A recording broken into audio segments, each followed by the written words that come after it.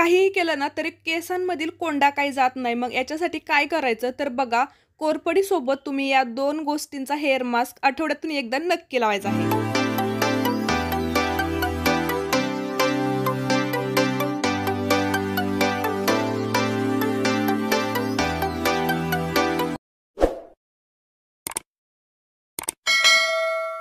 Hello friends, मी वर्षा आपलं सर्वांचं मनापासून स्वागत करते. कसे आहात सगळे? मी मस्त आणि मजेत आहे.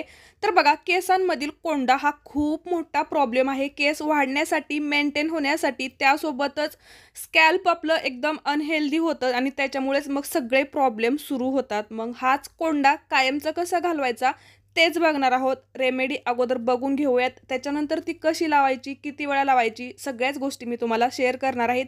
काही टिप्ससुद्धा मी सांगणार आहे.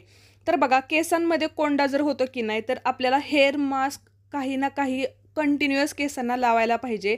आणि हा हेअर मास्क खूप उपयुक्त आहे. याच्यामध्ये कोणत्या वस्तू घेतलेल्या आहेत मी 3 वस्तू घेतलेल्या आहेत. यामधील मेन वस्तू आहे ती म्हणजे ॲलोवेरा. फ्रेश ॲलोवेरा आपल्या स्कॅल्पला हेल्दी बनवायला खूप जास्त मदत करतो. सोबतच स्कॅल्प क्लीन करायला सुद्धा मदत करतो. याच्यासाठीच ॲलोवेरा आपल्या केसांसाठी खूप हेल्दी आहे. स्कॅल्प आपलं हेल्दी असणं म्हणजेच कोंडा तुम्ही कमी करण्यासाठी किंवा कोंडा होऊच नये याच्यासाठी आपण प्रयत्न करत असतो. तर याच्यामध्ये बघा 3 वस्तू तुम्हाला महत्त्वाच्या कळालेल्याच असतील. ॲलोवेरा घेतलेला आहे, फ्रेश रात्रभर भिजलेले मेथी दाणे आणि घरीच लावलेले मी फ्रेश असं दही घेतलेलं आहे. तीनही गोष्टी अँटीबॅक्टेरियल असल्यामुळे बघा आपल्या स्कॅल्पचे छोट्यातली छोटी जी खाज असते की नाही किंवा असं खूप केस खराब झाल्यानंतर जास्त दिवस जर आपण धुतले नाही ना तरीसुद्धा खूप आपल्याला इरिटेशन किंवा असं घाण वाटतं. तरीसुद्धा तुम्ही हा हेअर मास्क लावा. फक्त एवढं जरी लावलं की नाही तरी तुमचं केस ना एवढे क्लीन होतात. स्कॅल्प खूप जास्त क्लीन होतं. ज्यावेळेस आपण शॅम्पूने केस धुतो ना त्यावेळेस काय होतं की कोंडासुद्धा धुवून निघतो, पण तो कायमचा निघत नाही आपल्या केसांमधून. त्याच्यामुळे कोणता तरी एखादा हेअर मास्क लावणं आपल्या कोंडा असलेल्या केसांना तर खूप गरजेचं असतं.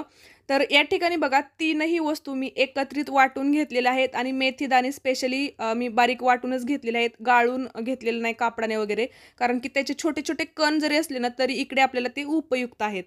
तर याच्यामध्ये आणखीन आपण काय ॲड करायचं तर बघा, परत मी तेच सांगते की ऑलिव्ह ऑइल खूप भारी आहे आपल्या केसांसाठी आणि व्हिटॅमिन ईची गरज असते आपल्या केसांना. त्याच्यामुळे या 2 गोष्टी एकत्रितपणे मिक्स करायच्या. जर तुम्ही ऑइलिंग केलेलं नसेल तर याच्यात आणखीन तुम्ही खोबरेल तेल ॲड करू शकता. पण मी थोडं स्कॅल्पला रात्रीच ऑइलिंग करून ठेवत असते, त्याच्यामुळे मग हेअर मास्क तसाच लावते. तर बघा, कोंडा जर असेल ना खूप जास्त प्रमाणात असेल तर तुम्ही डॉक्टरना सुद्धा दाखवू शकता.